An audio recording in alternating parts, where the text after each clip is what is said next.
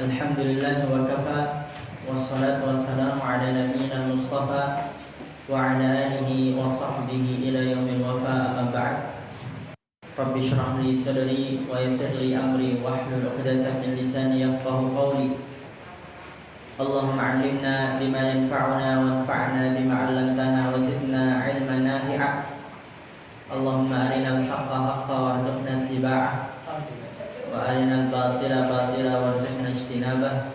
Rabbana ighfir lana wa liwalidayna warhamhum kama rabbawna shaghira. Insyaallah kita akan lanjutkan daurah kita dalam kitab Syarhul Qawaidil Arba'. Dan sekarang kita pada pertemuan ke-10.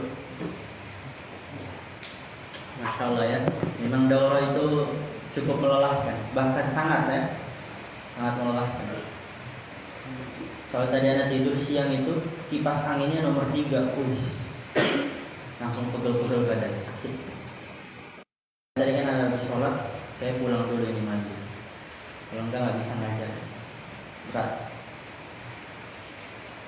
capek memang. Tadi anak dari pagi itu sampai siang, sampaikan daurah itu anak belum makan pagi. Makanya pas terakhir kalau antum lihat sampai marah-marah gitu, lapar. Makanya anak minta semangat antum ini. Ya azam.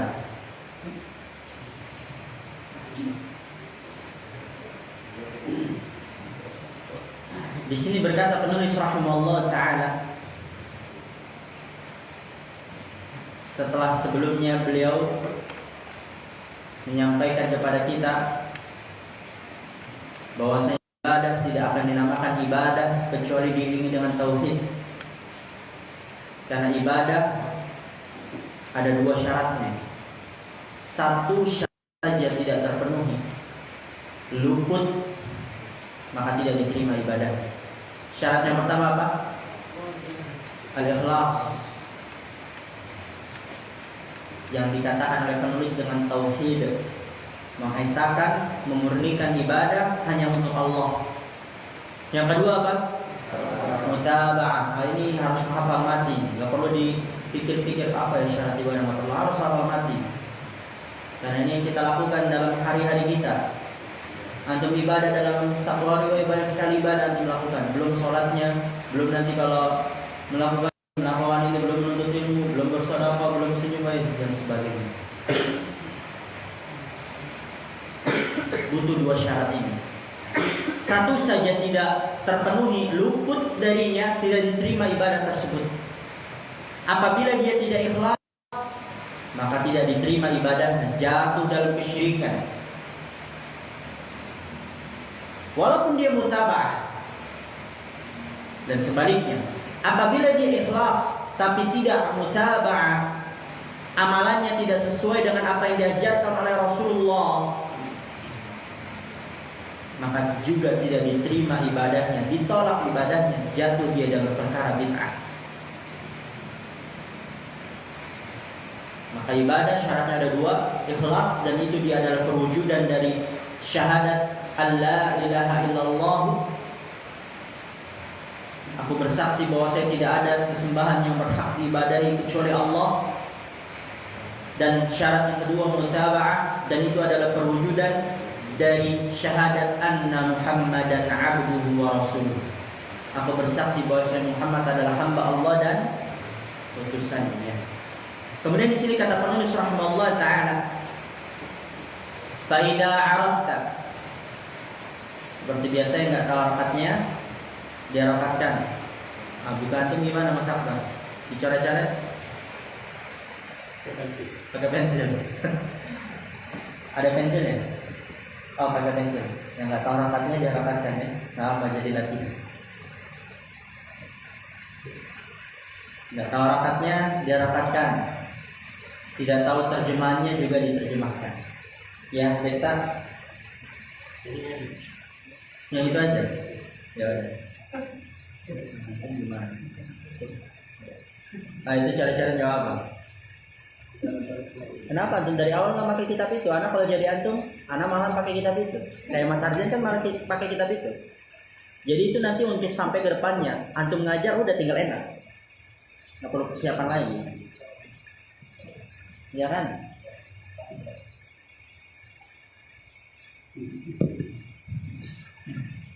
Jangan disayang-sayang yang tipu. Oh, ini buku mahal ini. Jangan sampai ada yang tercoret. Gimana? Jangan sampai ada yang tercoret. Justru harus dicoret. Iya.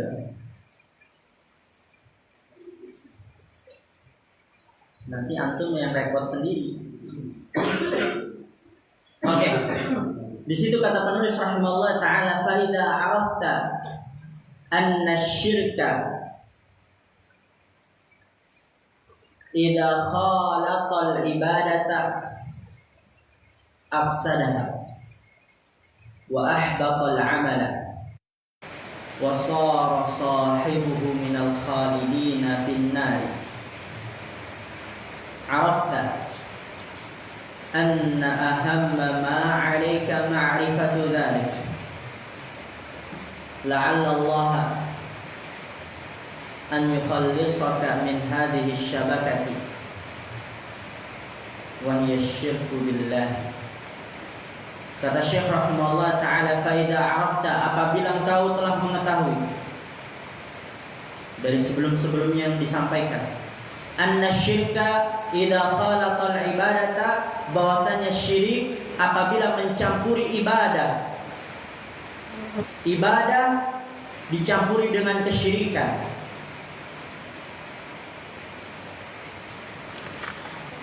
Ibadah dicampuri dengan kesyirikan. Dia beribadah kepada Allah, di lain waktu juga beribadah kepada selain Allah.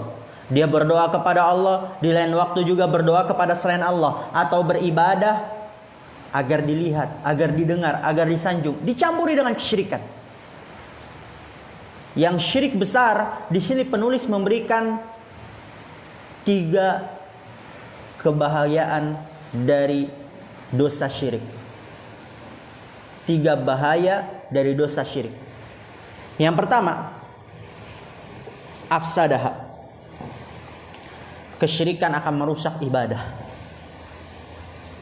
Kan dikatakan itu, fa idza arafta anna syirka idza khalaqa al-ibadata, bila engkau telah mengetahui bahwa syirik apabila mencampuri ibadah, ada 3 bahayanya. Yang pertama, afsadaha. Afsada itu isim fi'il atau huruf? Fi'il. Fi'il apa? Fi'il madhi ahsan. Fa'ilnya mana? Dhamir mustatir, takdirnya huwa, kembali ke syirik. Barakallahu fiik. Afsadaha, ha apa i'rabnya? Maf'ul bi, kembali ke ibadah. Jadi pelakunya syirik, haknya maf'ul binya, korbannya ibadah. Afsadaha berarti syirik merusak ibadah. Afsada kan artinya merusak. Syirik dapat merusak ibadah. Ini bahaya yang pertama dari dosa syirik, yaitu syirik merusak ibadah. Ibadah yang gak diterima. Dalilnya apa? Allah Ta'ala berfirman, innallaha la yaghfiru ayyushraka bih. Nanti disebutkan itu. Wa yaghfiru ma duna dzalika liman yasha. Karena syirik merusak ibadah. Sesungguhnya Allah tidak akan mengampuni dosa syirik. Dosa disyirikan. Wa yaghfiru ma duna dzalika liman yasha, dan mengampuni selain itu bagi orang yang Allah kehendaki. Jadi bahaya yang pertama di sini yang disampaikan oleh penulis, afsadaha, akan merusak ibadah. Enggak diterima ibadahnya dan tidak diampuni dosanya. Itu afsadaha, tidak diterima ibadahnya dan apa tadi? Tidak diampuni dosanya. Afsadaha, tidak diterima ibadahnya dan tidak diampuni dosanya. Bahaya yang kedua, wa ahbatal amala, dan menghancurkan amalan.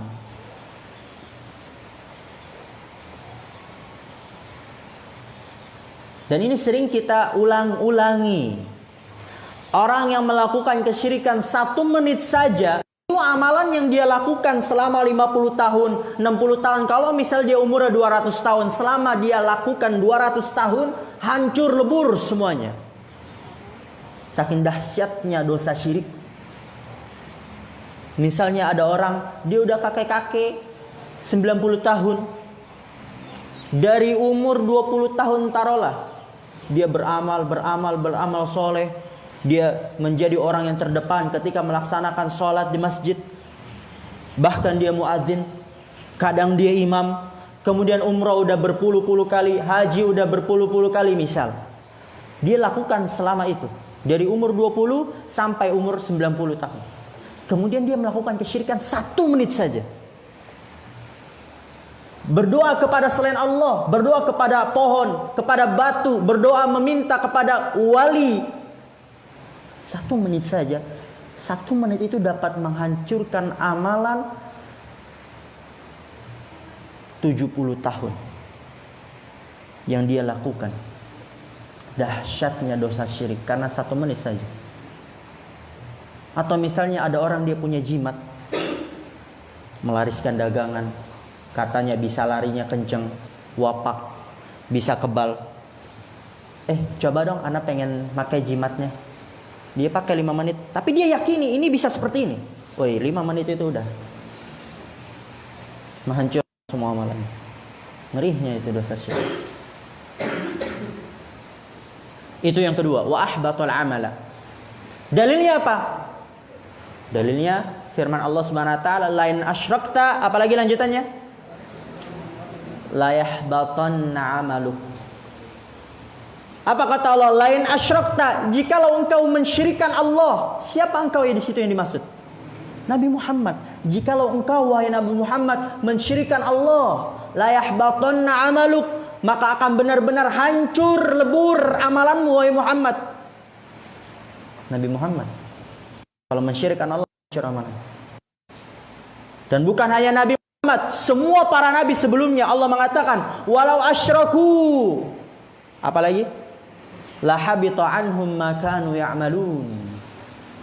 Walau asyraku, kata Allah, jikalau mereka para nabi mensyirikkan Allah, para nabi, la habita anhum ma kanu ya'malun, maka hancur amalan mereka yang pernah mereka lakukan. Bahaya yang ketiga, wasara sahibuhu minal khalidina finnar.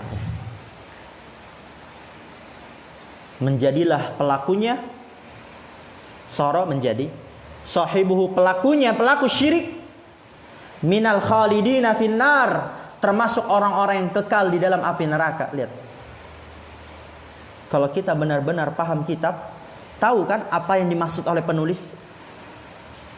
Benar bukan? Kalau kita tidak benar-benar paham, cuman asal lewat aja, nggak tahu ternyata di sini penulis ingin menyampaikan 3 bahaya besar dosa syirik. Kalau kita nggak fokus, nggak teliti, lewat aja, merusaknya, menghilangkan amalan, pelakunya menjadi orang yang kekal dalam api neraka. Udah begitu aja. Ternyata ingin menyampaikan ini loh bahayanya dosa syirik. 3 yang disebutkan, merusak amalan, kemudian menghancurkan amalan, pelakunya menjadi orang-orang yang kekal di dalam api neraka. Orang yang meninggal di atas kesyirikan, kekal dia di dalam api neraka. Wah, ngerinya itu kekal. Kekal itu lama sekali. Anda nggak bisa ngebayang itu gimana kekal di api neraka lagi. Dalilnya ada yang bisa tahu? Ada yang bisa jawab? Apa dalilnya?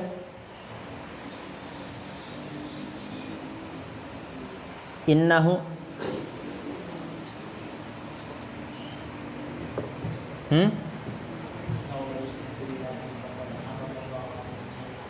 wa ma'wahun nar wa ma lidh-dhalimin min ansar. Barakallahu.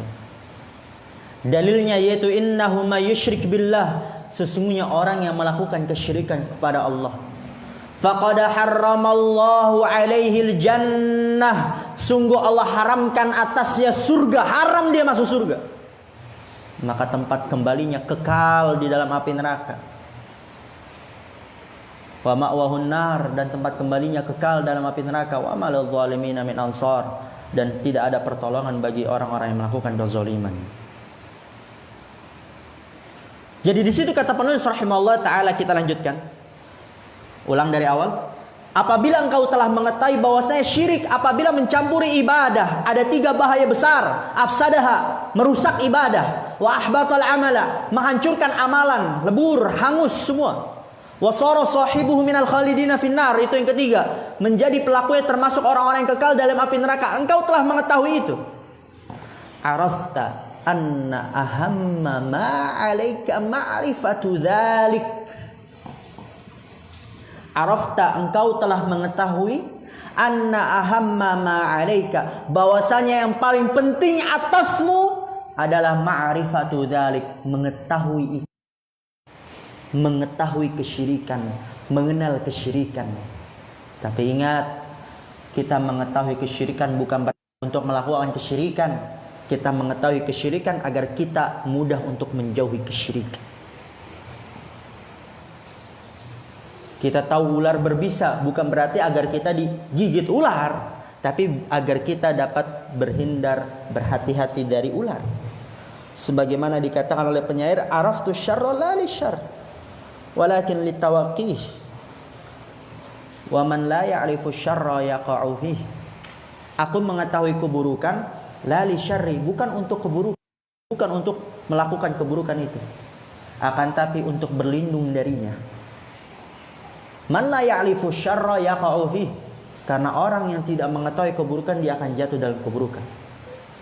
Berarti apa? Arafta anna ahamma ma 'alaika ma'rifatu dzalik.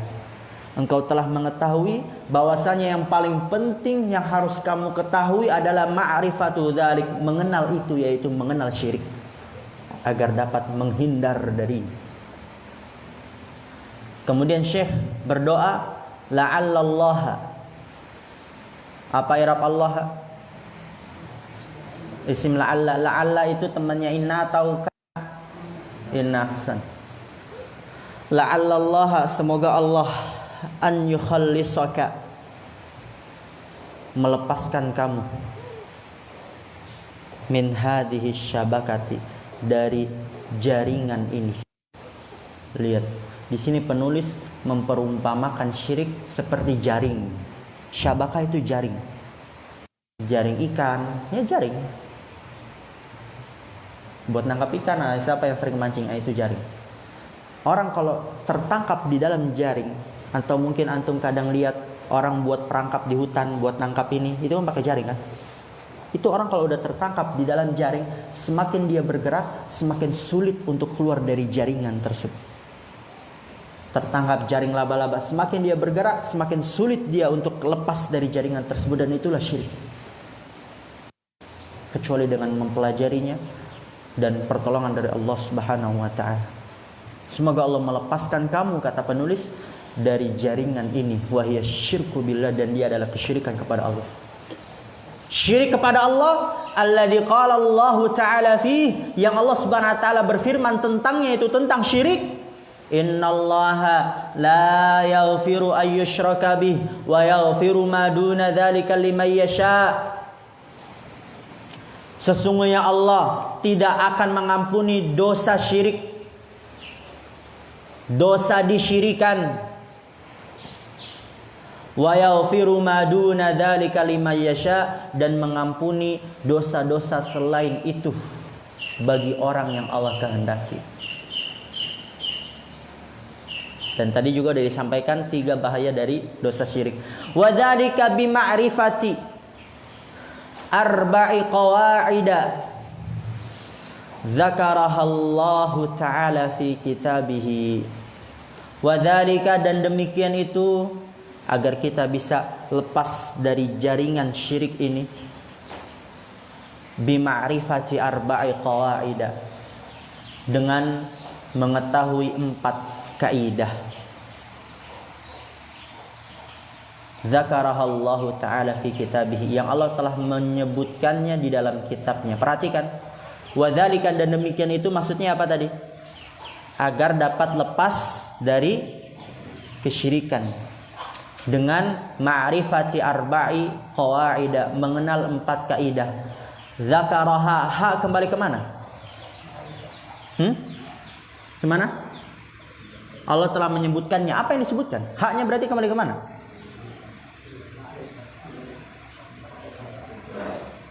Arba'i qawaida ahsan. Kembali ke arba' qawaida. Kembali kepada arba' qawaida yang Allah telah menyebutkan 4 kaidah itu fi kitab, di dalam kitabnya Al-Qur'anul Karim. Dan juga dijelaskan lebih jelas lagi di dalam sunnah nabinya sallallahu alaihi wasallam. Mungkin ini yang bisa kita ambil. Nanti insyaallah ba'da maghrib kita ambil syarahnya. Kurang lebihnya mohon maaf. Akhirul kalam. Subhanakallahumma wa bihamdika asyhadu an la ilaha illa anta astaghfiruka wa atubu ilaik. Assalamualaikum warahmatullahi wabarakatuh.